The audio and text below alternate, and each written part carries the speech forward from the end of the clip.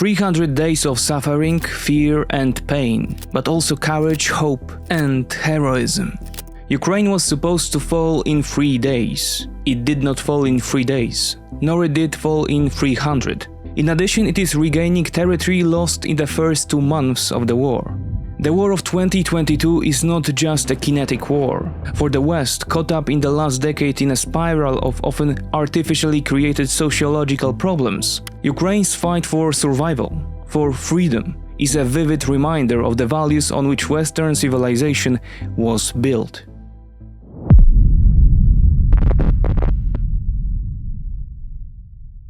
This episode is brought to you by XTB. The war in Ukraine has gone on for more than 280 days, and there are many signs that Russia is losing it. Moscow has become a pariah in the international arena, economically isolated and due to falling gas prices, also deprived of a commodity bargaining chip. Meanwhile, on the other side of the globe, at the 20th Congress of the Communist Party of China, Xi Jinping cemented his position as a leader of the world's second-largest economy. No one doubts that geopolitics hugely impacts what is happening in the financial markets, and thus impacts our wallets. By keeping a close eye on the global situation, you gain the opportunity to calibrate your financial portfolio against current trends. The easiest way to do this is with XTB. XTB is one of the largest stock exchanges in the world, available in majority of countries, excluding the US. Using the modern Xstation platform, you can invest in commodities such as oil or gold, ETFs, Forex, or CFD stocks of a company you trust most. Check out XTB now and don't let the future surprise you. By registering on the XTB site, you support the growth of our channel. The battle of civilization is not only taking place on the front line. In addition to its territorial claims over Ukrainian lands, the Kremlin usurper also claims to be the defender of values it defines as conservative, which sometimes find support among extreme groups in the West. Meanwhile, the Russian actions of the passing year are an accumulation of all the worst manifestations of human behavior. The debasement of the individual, the murder of civilians and prisoners of war, mass indoctrination and warmongering are just the beginning of a list of actions from the Russian playbook. Exceeding the threshold of 100,000 dead Russian soldiers is, as Joseph Stalin put it, a mere statistic for the Kremlin. Against this background, the Ukrainian resistance is a breath of fresh air for the Western world in the ideologically chaotic 21st century. Ukraine is paying the highest price for this. We defeated Russia in the battle for minds of the world. We have no fear, nor should anyone in the world have it. Ukrainians gained this victory, and it gives us courage, which inspires the entire world. The latest symbol of this civilizational battle was the first foreign visit by President Volodymyr Zelensky during the ongoing war, which the Ukrainian paid to Washington.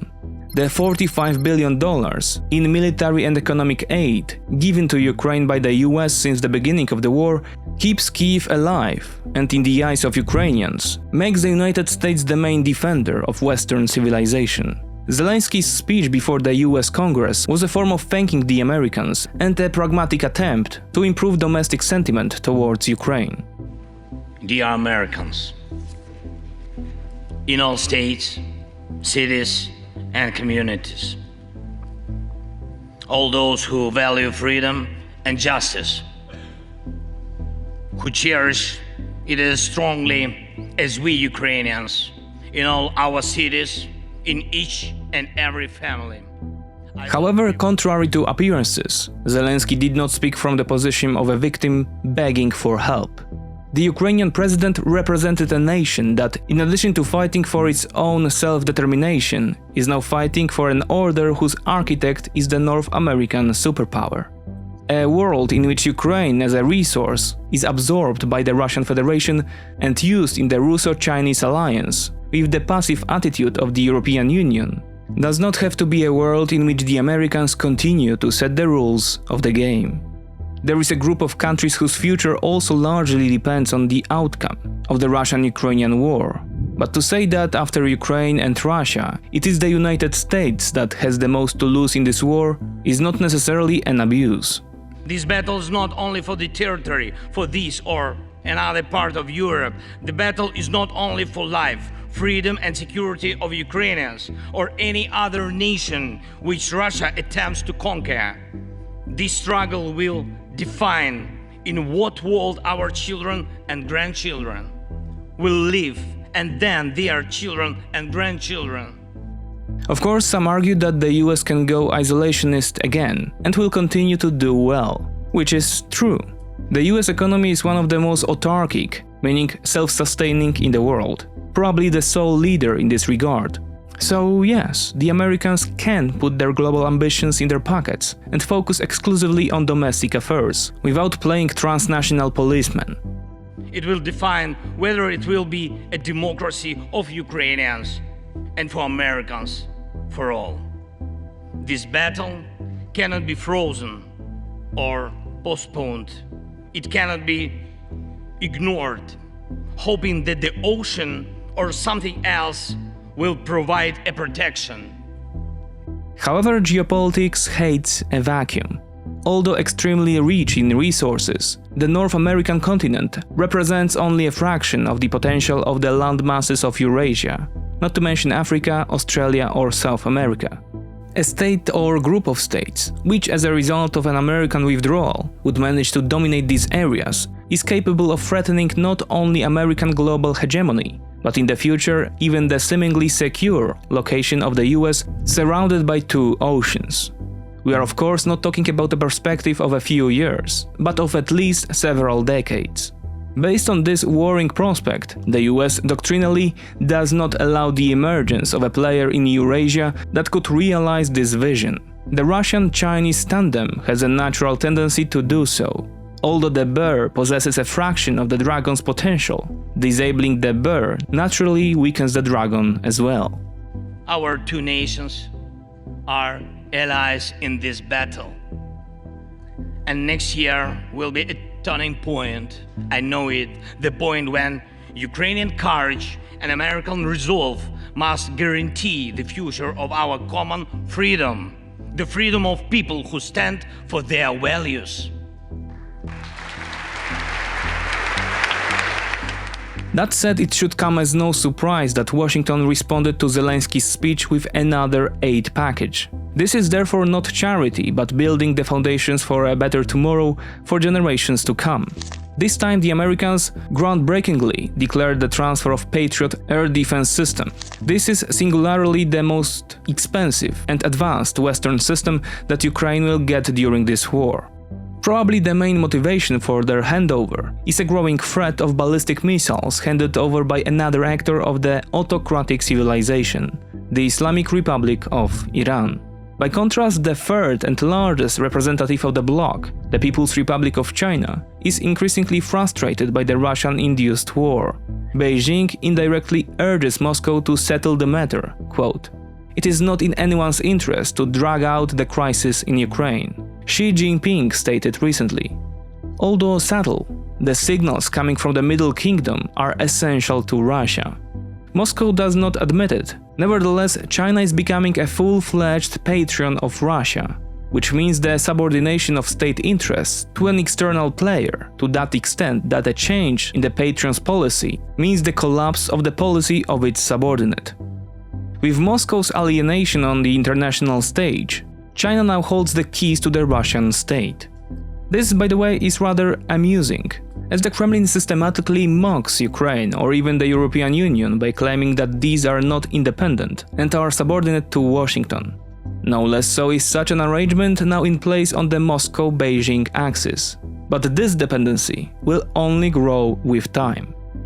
The Soviets in their heyday used to go to the communist China with superiority to teach the Chinese totalitarian state management. Now the situation is reversed, and the sons or grandsons of Soviet dignitaries travel to seek support and favor in Beijing.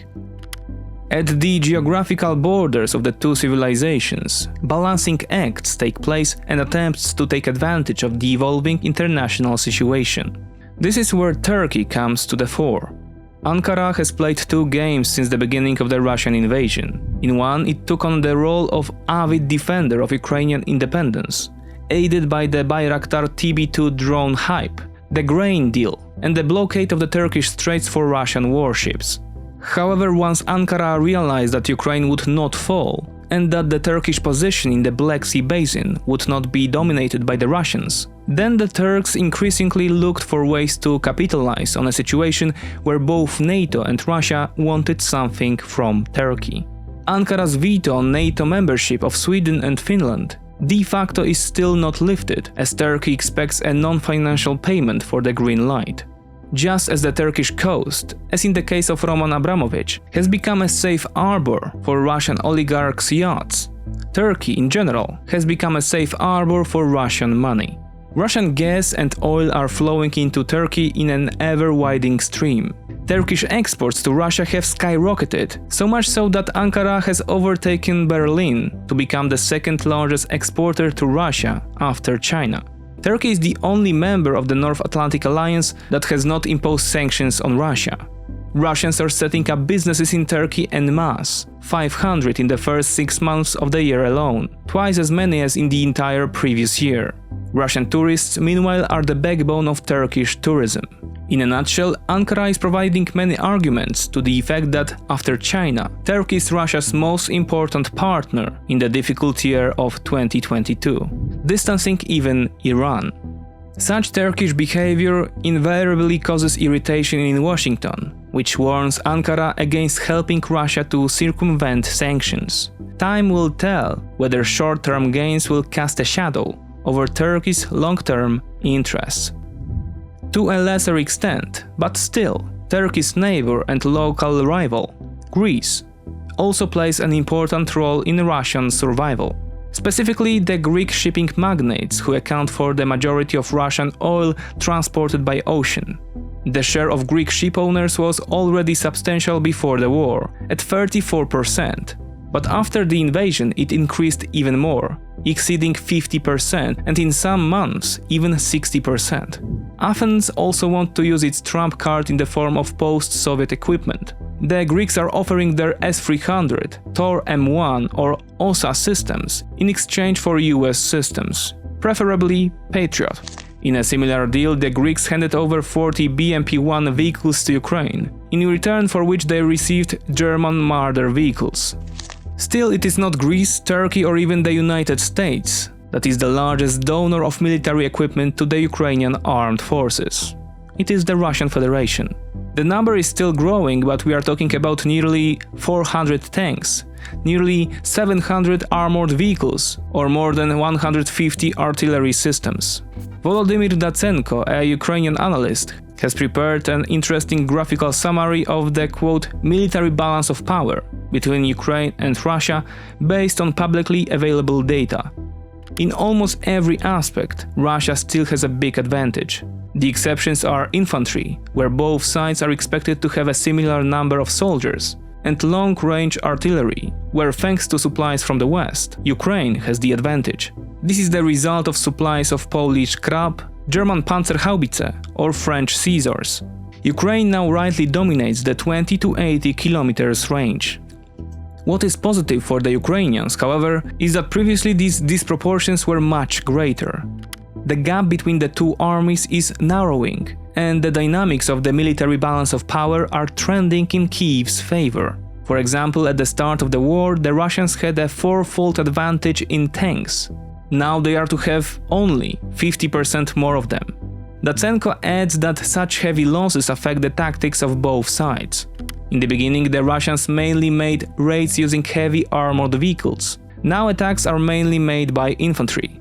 Ukraine, conversely, is now using much more heavy equipment for its attacks. The year 2023 is supposed to be the year of the end of the war.